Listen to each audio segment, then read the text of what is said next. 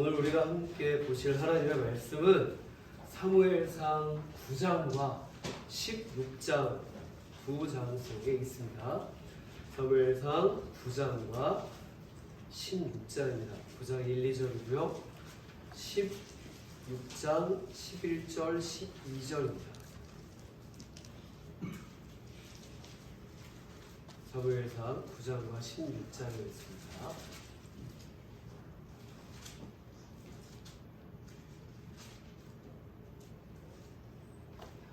찾으셨으면 9장 먼저 읽고 그 다음에 16장에 이어서 읽도록 하겠습니다. 함께 읽겠습니다. 베냐민 지파에 기스라 이라는 유력한 사람이 있으니 그는 아히의 아들이요 스로의 손자요 베고라의 손이요 아비아의 손이요 베냐민 사람이더라. 기스에게 아들이 있으니 그의 이름은 사울이요 준수한 소년이라. 이스라엘 자손 중에 그보다 더 준수한 자가 없고 키는 모든 백성보다 엎드리만큼 더 컸더라. 16장 11절과 12절 이어서 읽겠습니다. 또 사울이 이새에게 이르되 내 아들들이 다 여기 있느냐. 이새가 이르되 아직 막내가 남았는데 그는 양을 지키나이다. 사무엘이 이새에게 이르되 사람을 보내어 그를 데려오라. 그가 여기 오기까지는 우리가 식사자리에 앉지 아니하겠노라. 이에 사람을 보내어 그를 데려오매 그의 눈이 붉고 눈이 빼어나고 얼굴이 아름답더라. 여호와께서 이르시되 이가 그리 일어나 기름을 부으라 하시는지라. 아멘. 잠시 기도하겠습니다. 사랑의 하나님, 저마다 각자의 기준으로 주님을 믿고 예배를 드리고 세상을 살아가는 중에 주님께서 원하시는 모습으로, 주님께서 바라시는 모습으로 세상을 살며 그리스도의 모습으로 설하고 우리에게 오늘 말씀을 주시는 줄로 믿습니다. 이 말씀을 받는 마음 밭이 옥토와 같게 하시며 그 뿌려진 말씀의 씨앗이 자라서 세상 가운데 풍성한 열매를 맺을 수 있게 하여 주시옵소서. 아멘. 그리고 말씀의 씨앗을 주님의 입술을 대신하여 뿌리는 저에게도 힘을 더하여 주시고 아멘. 온전히 주님의 말씀만 오롯이 전하고 내려가게 하여 주옵소서. 아멘. 감사드리며 예수님의 이름으로 기도합니다. 아멘. 이 자리에 함께 하신 여러분에게 하나님의 은혜, 말씀의 깨달음, 기쁨, 성령의 충만함이 있기를 아멘. 오늘 말씀의 제목을 하나님의 이상형이라고 지어봤습니다. 이상형이라는 건 어떤 한 사람이 자신이 생각할 수 있는 범위 내에서 가장 완벽하다고 생각하는, 완벽하다고 하는 사람의 유형입니다. 내 이상형이야 주로 얘기를 하잖아요. 이것에 빗대서 하나님께서 원하시는 사람은, 하나님께서 원하시는 하나님의 자녀의 모습은 어떤 것일까? 이걸 좀 생각해 보고자 오늘 제목을 이렇게 지어봤습니다. 간혹 우리가 TV를 볼 때 그 연예인들, 유명 연예인들이 TV에 나와서 이상형을 얘기하는 걸 볼 수 있습니다. 근데 대부분 뭐라고 말을 하느냐? 여자 연예인들 같은 경우는 외모나 능력, 저는 그런 거 보지 않고요. 저를 사랑하고 이해심 많고 편하고 말 잘 통하는 그런 사람이면 됩니다 라고 얘기를 해요. 근데 실상은 보면 정말 안 되죠. 대부분 돈이 아주 많거나 능력이 많은 잘생긴 사람, 이런 사람한테 씹을 가더라고요. 외모가 아주 뛰어나고 지성을 겸비한 여자 아나운서가 있었습니다. 근데 그 아나운서가 1800대 1의 경쟁을 뚫고 아나운서가 됐어요. 그리고는 인터뷰를 다른 사람과 하다가 오히려 자기가 질문을 받아요. 아나운서님은 남자의 재력, 경제력 이런 걸 안 보세요? 물어보니까 살짝 당황하거든요. 네, 저는 상관없어요 라고 얘기를 했거든요. 근데 얼마 후에 그 사람이 결혼을 했습니다. 13살이 많고 대머리에 애가 딸린 이혼남하고 결혼을 했어요. 뭐 그럴 수 있겠죠. 그 사람 재벌 2세였습니다. 재벌 2세가 아니었으면은 결혼을 했겠냐라고 하는 지탄을 많이 받지만 물론 본인들만 알겠죠. 사랑하는 마음으로 했어요라고 얘기를 하고. 근데 남자들도 마찬가지예요. 남자들한테도 물어보면 뭐라고 대답하느냐. 현모양처입니다. 말이 잘 통하고요. 소박하고 소탈하고 수수하고 내조 잘하는 마음을 잘하는 그런 여자를 원해요 라고 얘기는 해요. 근데 그 속뜻은 뭐냐. 예쁜 현모양처, 내조 잘하는 예쁜 여자, 수수하고 소탈하지만 예쁜 여자, 내 마음을 잘하는 말 잘 통하는 예쁜 여자. 결론은 그거예요. 근데 제 이상형은 뭐냐? 저 개인적으로 제 이상형은 키 170에 성악하는 부산 여자입니다. 왜냐면 제가 그런 여자와 결혼을 했기 때문입니다. 평생 살아야 돼서 그래요. 지금 이렇게 뱉어놔야 이게 본심이죠. 말하고 사실은 본심이 다를 경우 저는 안 달라요. 저는 안 다른데 다른 사람들은 다르더라고요. 근데 제가 언젠가 학교를 다니면서 어떤 청년하고 얘기를 할 기회가 있었는데 이 청년이 저에게 이런 질문을 했어요. 좀 세상을 좀 삐딱하게 보는 청년인데 하나님도 사람하고 똑같지 않냐? 그게 무슨 말이냐? 사람의 외모로 취하지 않는다. 외모를 보지 않는다고 해놓고서는 사울 뽑아놓은 거 봐라.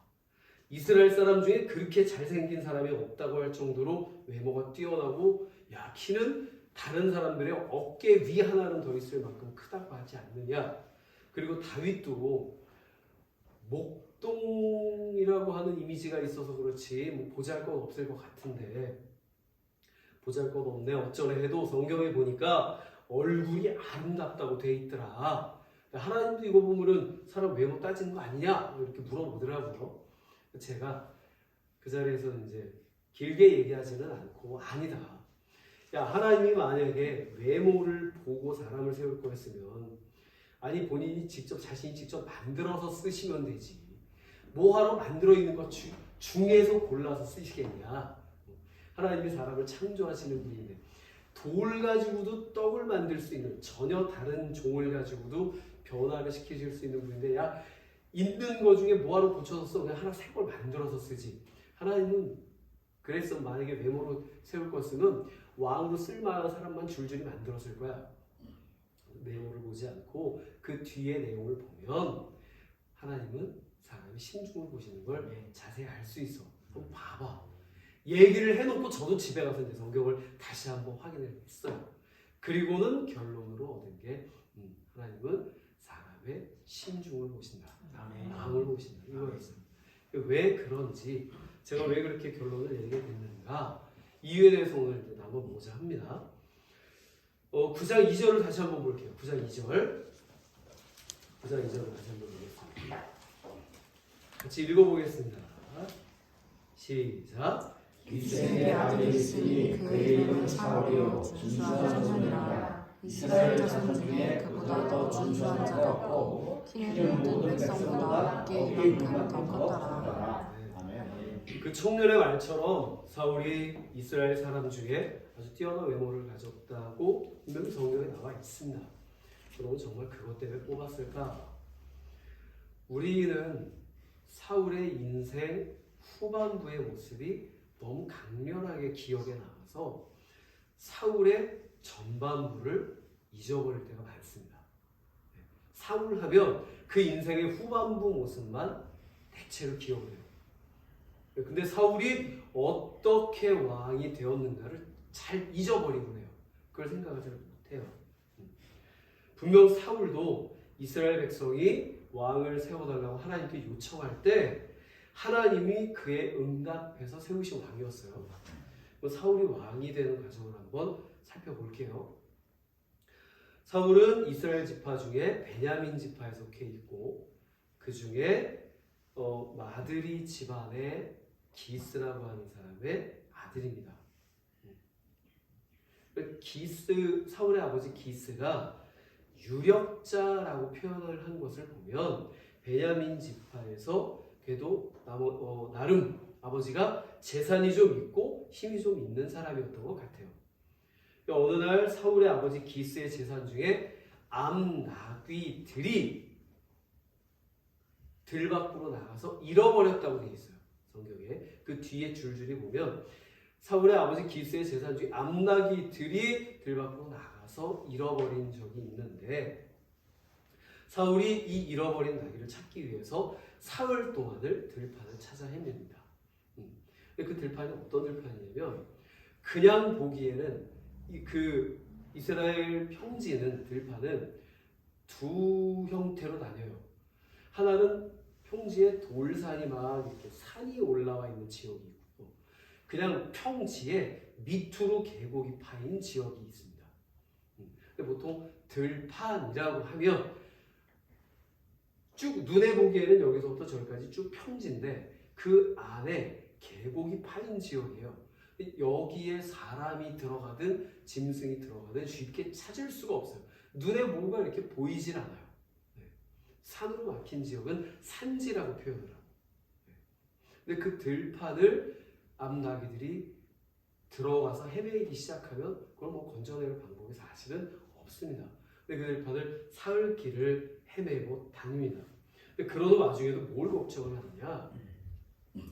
우리 아버지가 나귀 잃어버린 것보다도 아들이 안 돌아온 것 때문에 더 걱정하시겠다. 얘들아 이제 돌아가자. 자기가 데리고 나왔던 자기 집안의 사환들, 종에게 그런 얘기를 해요. 부모의 마음도 헤아릴 줄 아는, 살필 줄 아는 그런 아들이었어요. 계속 나귀를 찾아도 못 찾고 있는데 사환 중에 하나가 뭐라고 얘기하냐면 이 근처에 아주 뛰어난 대단한 선견자 한 분이 계십니다. 우리가 그분께 가서 한번 여쭤봅시다. 이렇게 말을 해요. 그 선견자, 선지자가 사무엘을 얘기합니다. 그래서 사울이 그 사무엘을 찾아가요. 근데 사무엘은 이미 그 전에 하나님으로부터 계시를 받았어요. 이런 사람이 찾아올 거니까 네가 그에게 기름을 부어서 왕을 세워라. 사무엘은 이미 기다리고 있었고 사울이 그를 찾아가는데 가는 중에 뭐라고 하냐면 아니 우리가 그런 분을 찾아가는데 빈손으로 이게 가지고 가도 되겠냐? 우리가 손에 가진 것도 아무것도 없는데 우리가 빈손으로 그분을 뵈러 가도 되는 거냐? 너 주머니에 뭐 있니? 그리고는 걷어내 보니까 세겔 4분의 1이 있었다. 그러니까 아주 작은 거 하나를 가지고 있었던 거예요. 근데 우리가 가진 것 중에 작은 거라도 정성껏 준비해서 어르신을 뵈러 가는 거예요. 그리고 가서 사무엘을 만났는데 사무엘은 이미 사울이 올 걸 알고 있었고 해야 할 말도 준비를 하고 있었어요. 그리고 사울에게 말을 합니다. 나귀는 찾았으니 걱정하지 말아라. 네가 돌아다니는 그 동안에 나귀는 찾았으니 걱정하지 말아라.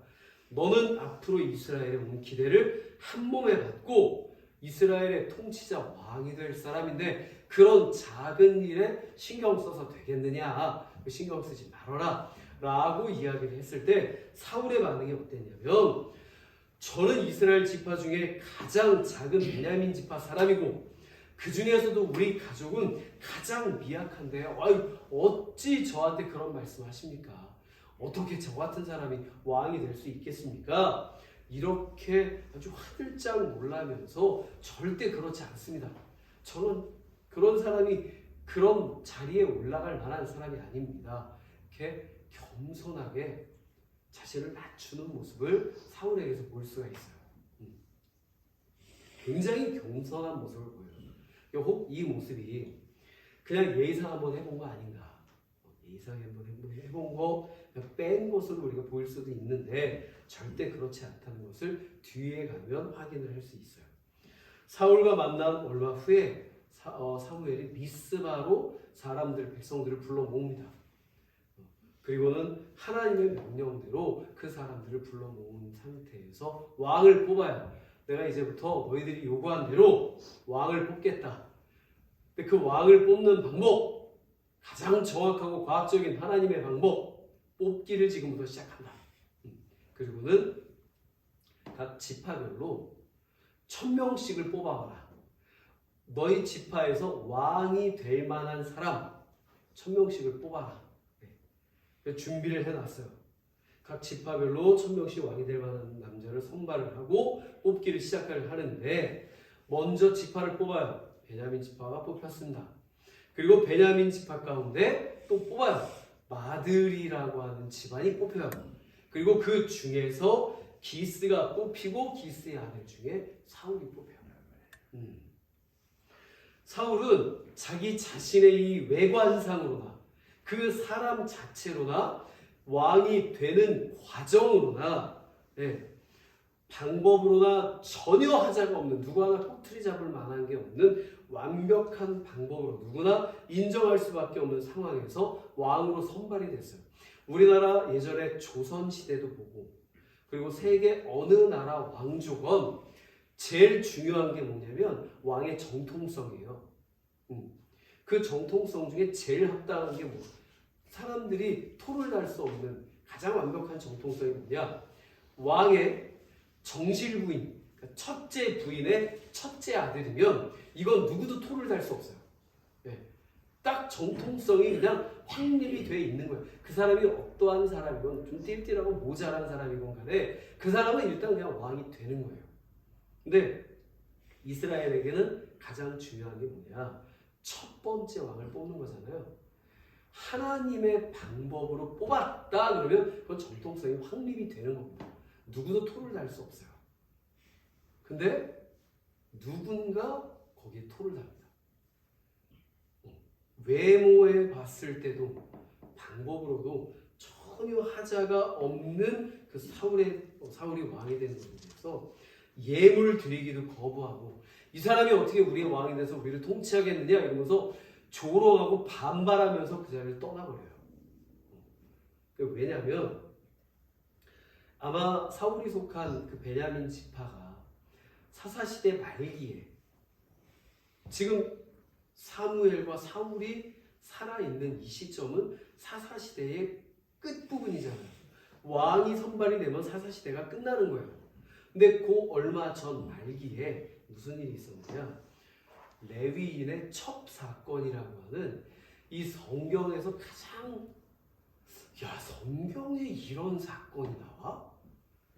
성경에 이런 일이 있었어? 라고 할 정도로 기괴하고 참담한 사건이 있어요. 근데 내용이 좀 길어서 지금 여기서 말씀드릴 수는 없고 여러분들이 나중에 사사기 뒷부분 가서 확인을 해보시면 레위인의 첩사건이 나와요. 근데 그 사건을 일으킨 주체가 누구냐? 베냐민 지파에 속한 사람들이었어요. 진짜 황당한 일이에요. 이건 너무한데 싶을 정도로. 그 일 때문에 다른 11지파하고 베냐민 지파가 내전을 벌여요. 그랬을 때 베냐민 지파 사람이 22,000명이 거기서 학살을 당합니다. 죽어요. 그리고 그 지파 자체가 거의 멸절당할 뻔해요. 없어지다시피 해요. 근데 그 후에 나머지 11지파가 그래도 살려는 줘야 되지 않겠냐. 그리고는 살아날 방법을 줘서 다시 베냐민 지파가 그래도 자리를 잡게 된 거예요. 아마 그 일 때문에 그런 놈들인데 어떻게 우리 왕이 될 수 있냐 이러면서 조롱을 하고 손가락질을 하는 거예요. 우리 인정할 수 없어. 그러는 상황에서도 사울은 그 모습을 이렇게 지켜보고 있어요. 이렇게 참고. 근데 이게 내가 지금은 참고 내가 왕만 되거나 다 죽일 거야.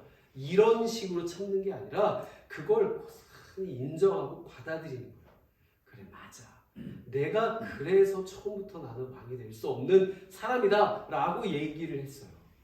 겸손하게 자기 자신을 돌아볼 줄도 알고 그 겸손함을 사람들의 조롱하는 손가락질을 받으면서도 유지할 수 있었어요. 온유한 모습을 사울이 가지고 있었어요. 그런 중에서도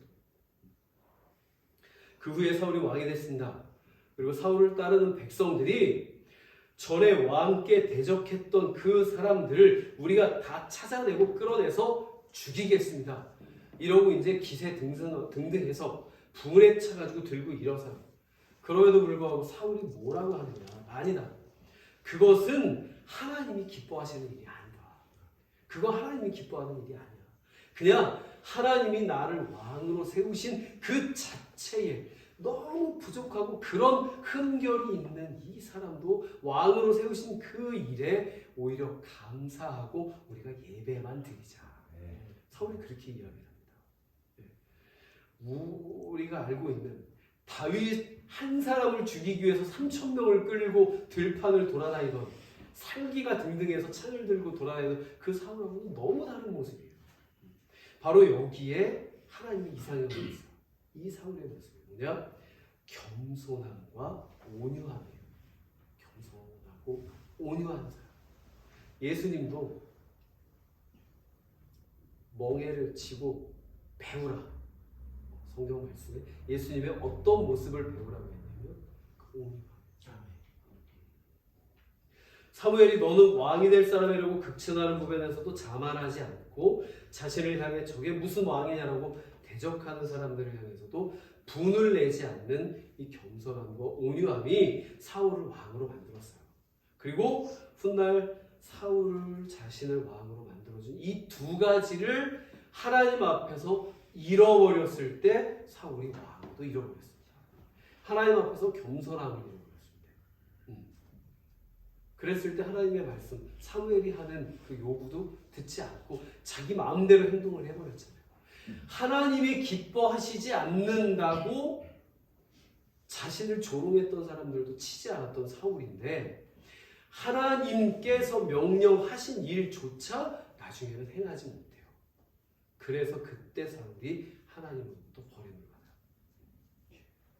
하나님 앞에서 겸손함과 사람들 앞에서 온유함이 우리에게 얼마나 중요한가, 그리스도인들에게, 하나님의 자녀에게 얼마나 중요한가 잘 보여주는 사례가 거의 사울의 사례예요. 겸손히 주님을 따르고 섬길 때 그 주님이 우리의 힘이 되시는 줄 믿습니다. 아멘. 하나님이 여러분을 주목하고 계세요. 아멘. 어떠한 모습을 사는가. 자, 그럼 이제 다윗을 한번 살펴볼까요? 16장을 다시 한번 보겠습니다. 16장 12절을 우리 같이 한번 읽어보겠습니다. 16장 12절 읽겠습니다. 시작. 이에 사람으로 그를 위해 그의 지시하고 눈이 회하고 얼굴이 아름답더라. 여호와께서 이르시되 네가 그이 일어나 기름을 부어라 하시는지라. 네. 사울과 마찬가지로 다윗의 그 모습에 대해서, 겉에 보여지는 외모에 대해서 나와 있죠. 근데 사울하고는 분위기가 좀 달라요. 사울은 풍채가 크고 기골이 장대하고 헌칠하게 멋있는 무슨 이제 헬스 많이 하는 모델 같은 느낌이에요. 다른 사람들은 어깨 위에 머리 하나 더 있는 풍채가 아주 훌륭하고 모델 같은 그런 느낌인데 다윗은 좀 아담하지만 빠릿빠릿한 약간 뭐 배우나 아니면 아이돌 같은 그런 느낌이에요. 근데 마찬가지로 뭐냐, 다윗의 외모에 대해서, 보여지는 외관에 대해서 아주 높이 평가를 하는 부분이 있어요. 이걸 우리가 살펴볼 건데, 먼저 다윗의 빛이 붉고라고 되어 있어요. 빛이 붉다. 근데 빛이 붉다는 말은 이스라엘의 그 뜨거운 태양 아래서 양을 치던 목동 양치기 다윗의 얼굴이 검붉게 그을렸다는 말도 되겠지만, 이 말의 의미는요, 어리다, 그리고 얼굴에 생기가 있다, 혈색이 좋다, 이런 뜻이에요. 어리고 생기가 붉으스름하게 생기가 돌고 혈색이 아주 좋은 거예요. 여러분들 병원에 있는 사람, 오랫동안 몸이 콜콜하고 병원에 입원해 있는 사람이 얼굴에 생기 도는 거 보셨습니까? 제가 예전에 병원에 한 달 정도 입원해 있었던 적이 있어요. 한 25년 전쯤에. 너무 몸이 아파, 그때 갑자기 아파서 병원에 한 달을 그냥 천장 보고 누워 있고 아파서 막 누운 상태로 막 눈물 줄줄 흘리고 너무 아프다고 막 진통제 하루에도 몇 대씩 맞아가면서 누워 있었던 적이 있는데, 병원에 입원하고 나서 퇴원을 딱 하고 나서 이제 거울을 보는데 얼굴이 하얘. 동굴에 들어가다 나온 사람처럼 입술도 붉은 빛이 없어. 그냥 하얗게 질려가지고 휘쩍 맞아서 헐헐 이랬었거든요.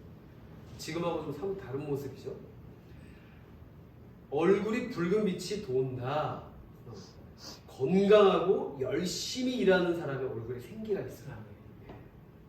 다윗은 우리가 잘 알듯이 열심히 있는 사람이었습니다. 아버지가 자신에게 맡긴 양을 지키는 모습을 보면 그가 얼마나 성실하고 열심히 있는 사람이었는지 알 수가 있어요. 그리고 무엇보다도 하나님을 향한 열심히 있는 사람이었어요. 하나님을 위한 일이라면 이스라엘과 블레셋이 전쟁을 하는 그 전쟁터에 골리앗이 아침 저녁으로 나와서 나와 싸울 놈 없느냐? 하나님 믿는다는 놈들 이렇게 약해 빠져서야 너희가 믿는 신도 그렇게 약한 거 아니냐? 이러면서 조롱하는 골리앗 앞에 아무도 나서지 못할 때 다윗이 그때 저가 누구인데 저놈이 누군데 감히 우리 하나님을 조롱하는가? 내가 가서 저놈의 목을 치면 과연 왕은 무엇을 해줄 건가? 내가 가서 하겠다. 그때 다윗의 나이가 많아봐야 15, 13살로 보고 있어요. 네. 중학생이에요, 중학생. 근데 얼마나 하나님을 향한 열심히 있었는지 하나님을 조롱하는 그 모습을 참을 수가 없었던 거예요. 저놈이 누군데 감히 우리 하나님을. 그러면서 누구도 두려움 때문에 나서지 않는 그 골리앗 앞에 담대하게 나설 수 있는 그런 사람이었어요. 동양의 탈무드라고 하는 책은담이라는 책이 있어요. 거기에 뭐가 있냐면 이런 말이 있습니다. 마음 바탕이 어두우면 어두운 방 안에도 마음 바탕이 밝으면 어두운 방 안에도 푸른 하늘이 있고 생각머리가 어두우면 환한 대낮에도 도깨비가 나타난다. 다윗은요 그 마음에 모든 일에 대한 열심과 긍정적인 면이 있었어요. 아주 열심히 있고 그 마음에 신이 나고 긍정적인 면이 있는 그런 사람이었어요. 그러니까 그게 표정으로 드러나요. 얼굴에서 그게 보이는 거예요. 두 번째로 보면 눈이 빼어나다 이렇게 되어 있어요. 눈이 빼어나다. 빛이 붉고 눈이 빼어나다. 이 말은 뭐 눈이 크고 예쁘다 그런 말이 아니고 눈에 지혜와 총기가 있다. 눈이 딱 봤을 때 총명한 사람 있잖아요. 반짝반짝하고 눈에 힘이 있는 사람. 반대로는 이제 생선의 빛에 동태 눈도 안, 동태 눈깔. 그냥 힘 없는. 저 초점이 과연 어디에 가 있나, 무슨 생각을 하고 있나 알 수 없는. 근데 다윗은 그 눈에 총기가 있고 힘이 있는 거야. 마음 상태가 이 눈으로 뿜어져 나온 거야. 얼굴 표정뿐만 아니라. 눈은 마음의 창이란 말이 있습니다. 눈은 마음의 창이다. 그 사람의 마음에 무엇이 드러내냐에 따라서 이 눈빛이 달라져요. 제가 예전에 의무 경찰로 군복무를 할 때 살인 사건을 저지른 사람을 마주한 적이 있어요. 이 사람이 장돌이 있잖아요. 장돌이를 가지고 사람을 때려 죽인 거예요. 악심을 품고 그 사람을 그냥 때려 죽였어요. 그리고 잡힌 거야. 잔인하게 죽였어요. 잡혀가지고 그 사람을 호송을 하는데 경찰 둘이 수갑을 채워서 봉고차 안에 경찰 둘이 한 명은 이쪽 한 명은 이쪽에서 팔짱을 딱 끼고 안아요. 그리고는 나는 그 맞은편에 앉혀놓은 거야. 아니 자기들이 그 앞에 앉아있지 옆에는 안 볼 거 아니에요. 자기들은 이제 옆에서 끌어안고 나보고 그 맞은편에 앉아있으래. 맞은편에 앉아있는데 이 사람이 이렇게 고개를 숙인 상태에서 이러고 나를 째려보고 있는데 와, 그 눈빛이 진짜 살기가 내가 하여튼 풀려나기만 하면 누구든 죽이겠다는 식의 눈빛으로 살기가 도는데 내가 거기 쳐다보고 그래서 이렇게 눈을 못 마주치겠더라고. 너무 무서웠어요 진짜. 와, 이게 사람 죽인 사람의 눈빛이구나. 사기꾼의 눈빛은 어떨까요? 사기꾼. 그 사람들은 마주치지 않습니다. 사람에게 거짓말을 하거나 이 사람을 속이려는 사람은 그 사람의 눈빛을 제대로 쳐다보지 못해요. 네. 왜냐? 사람을 똑바로 만약에 똑바로 쳐다보면서 사기치는 사람은 진짜 고단수예요. 대부분의 사기꾼들은 사람들을 이렇게 제대로 응시하지 않습니다. 영화 타짜에 보면 그런 대사가 나와요. 이 사람에게 네가 고스톱을 치다가 그 사람에게 사기를 치려면 절대 그 사람을 눈을 쳐다보지 말아라. 그러면서 그 타짜들이 선글라스를 끼고 고스톱을 치더라고요. 선글라스를 끼고. 눈빛을 들키지 않고. 진짜 고수는 근데 눈빛을 쳐다보면서도 치더라고요. 거기 주인공. 눈빛을 제대로 바라보지를 않습니다. 눈이라는 게 그 사람의 생각과 마음을 드러내기 때문에 그래요. 진실이 드러날까봐 사람을 제대로 보지도 못하고 숨기는데 그 마음이 진실한 사람은 숨길 게 없는 사람은 사람의 눈을 마주치지 못할 이유가 없죠. 그 눈빛에서 진실함이 묻어나옵니다. 다윗의 눈빛은 그래서 빼어나다고 되어 있어요. 마음에 사람을 대해서라 하나님을 대해서라 거짓 없이 진실함이 있기 때문에 그래요. 근데 우리의 눈과 우리의 마음에도 이 다윗과 같은 진실함이 총명함이 빼어남이 있어야 돼요. 뭐 내 마음대로 되는 건 아닙니다. 하나님 내 마음이 순전하게 해주시옵소서.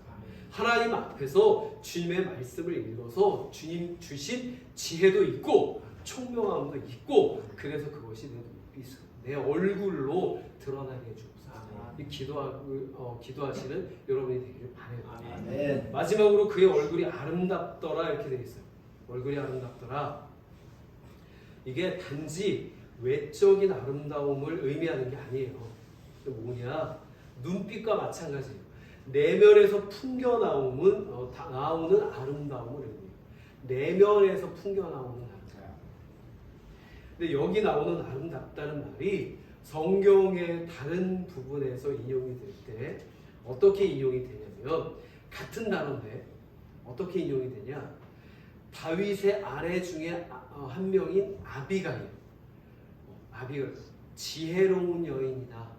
현명한 여인이다. 라고 평가받는 아비가일을 평할 때 이 같은 단어를 써요. 그리고 이삭의 아내 리브가처럼 현명한 여인을 지칭할 때 사용이 되고요. 이걸 곡식이나 짐승에게 사용할 때는 알이 아주 잘 여는 탱글탱글하게 잘 익은 곡식 하나님에게 제사 드리기 위해 준비하는 아주 윤기 흐르는 그런 곡식을 지칭하거나 하나님 앞에 제사 드리기 위해 뽑아놓은 드릴 만한 잘 자란 짐승을 표현할 때 이 같은 단어를 써요. 아름답다. 단지 외모가 아니라 알이 꽉 차고 충실하고 누가 보기에도 이건 최고야 라고 하는 표현으로 거기에 써요. 그리고 땅에 사용할 때는 가나안 땅, 가나안 땅처럼 풍요로운 젖과 꿀이 흐르는 땅으로 하는 이 단어를 통해서 같은 단어로 비유를 해요. 자, 겉보기에도 훌륭하지만 정말 중요한 건 그 알맹이가 훌륭한 것인가 이 말을 하는 거예요. 진짜 그 안에 들어있는 알맹이가 훌륭한 막 은혜 받은 사람 교회 나온 지 얼마 안 됐는데 지금 막 은혜 받았어. 지금 막 하나님의 그 사랑을 알고 성령의 충만함이 가득한 사람 얼마 전에 막 방언도 받고 너무 신나는 그 좋아하는 사람을 보면 이 표현이 무슨 뜻인지 알 수 있어요. 진짜 은혜 받은 사람 옆에 가면 신나. 그 은혜가 나한테도 전염되는 거고 나한테 오는 거 같고 같이 있으면 즐거워. 그 마음에 긍정적인 게 있고 성령의 충만함이 있는 사람 그런 사람과 같이 기도를 하면 그 기도할 때 그 사람이 하는 그 기쁨과 성령의 충만함이 나한테도 옮겨와요. 우리가 신앙생활을 하면서 이 아름답다라고 하는 말을 적용을 하자면 딱 그 사람에게 적용. 지금 은혜 받아서 막 성령이 충만한 사람, 아름다운 사람, 그 사람이 아름다운 사람. 이 성경이다. 자, 다윗은 그런 의미에서 아름다운 사람이었어요. 하나님은 다윗의 이런 모습들을 보고 그를 왕으로 세우셨던 거예요. 만약 하나님께서 사람을 외모로 취한다고 생각을 해봅시다. 하나님의 사람, 하나님의 자녀야, 내 사람이야 라고 하는 걸 외모로 취한다고 생각을 하면 지금 이 자리에 앉아 계신 분들 중에 거기에 속한 사람이 누가 있겠습니까? 저를 포함해서 아마 다 타나. 네. 하나님의 자녀, 천국은 꿈도 못 꿔 다 지옥이야. 외모로 취한다. 근데 하나님 그러시지 않았잖아요. 우리가 하나님을 사랑하는 그 마음, 그거 하나만으로 여러분 하나님 자녀 되십니다. 하나님이 여러분을 구원하시기 위해서 은혜를 베풀었고 그 은혜와 그 성령의 충만함 때문에 기뻐서 하나님께 예배드리고 주님 앞에 헌신하는 그 모습을 보고 하나님이 또 사랑해 주시고 또 은혜를 베푸시고 하나님의 자녀라 칭하십니다. 이 과정을 거쳐서 사울과 다윗이 왕이 됐고요. 우리도 하나님의 자녀로 지금 이 자리에 앉아 있습니다. 자, 이제 결론을 내겠는데 그것을 우리 이 교회에, 우리 이 예배에 한번 적용을 해보겠습니다. 빈자리가 좀 있습니다. 그리고 누가 봐도 큰 교회가 아니에요. 작습니다. 그리고 뭐 여러분들 아시다시피 가슴 아픈 그런 일들도 우리가 이 교회가 거쳐왔어요. 근데 그게 과연 무슨 상관이 있습니까? 지금 우리가 하나님 앞에 예배드리는 게 과연 무슨 상관이 있어요? 우리가 작은 거 아무 상관없어요. 남들이 보기엔 보잘것없는 상가에 있는 개척교회로 보일 수 있겠지만 하나님 보시기에 빼어나고 총명하고 아름다우면 그거 하나로 된 거예요. 네. 그러면 하나님이 이 교회를 하나님의 교회다 말씀하시고 이 교회를 통해서 하나님의 일을 이루어 가실 줄 믿습니다. 네. 다른 거 필요 없어요. 하나님 앞에 하고 하나님 앞에 겸손하게 엎드려서 하나님만 바라보고 하나님의 일을 행하면 하나님이 저 교회가 내가 세운 교회다, 내가 세운 왕이야 라고 하나님이 말씀하신 것처럼 하나님이 내가 세운 교회다. 그리고 이 교회를 통해서 주님의 일을 행하실 줄 믿습니다. 숫자가 크기가 중요한 게 아니에요. 우리 한 사람 한 사람의 마음을 보시고 이 예배를 받으시는 거예요. 이 예배를 받으실 때 우리에게 큰 역사와 능력이 나타나는 줄 믿습니다. 우리가 할 건 겸손 그리고 열심히 주님을 믿고 따라가는 거예요. 사울과 다윗을 왕으로 세우실 때 하나님께서 그들의 요구하셨던 그 부분들을 우리가 행할 뿐이에요. 이제 하나님이 원하시는 하나님의 이상형에 대해서 여러분들 정리가 좀 되셨습니까? 만약 우리가 하나님께 하나님의 이상형은 어떤 사람이에요? 라고 물어본다면 하나님이 이렇게 대답하실 거예요. 나는 정말 외모 안 보고요. 겸손하고 온유하고 열심 있고 나만 사랑하는 사람이면 돼요. 하나님은 두말하지 않습니다. 딱 그거 하나. 그러면 우리가 하나님의 이상형이 될 줄 믿습니다. 기도하겠습니다. 사랑의 하나님,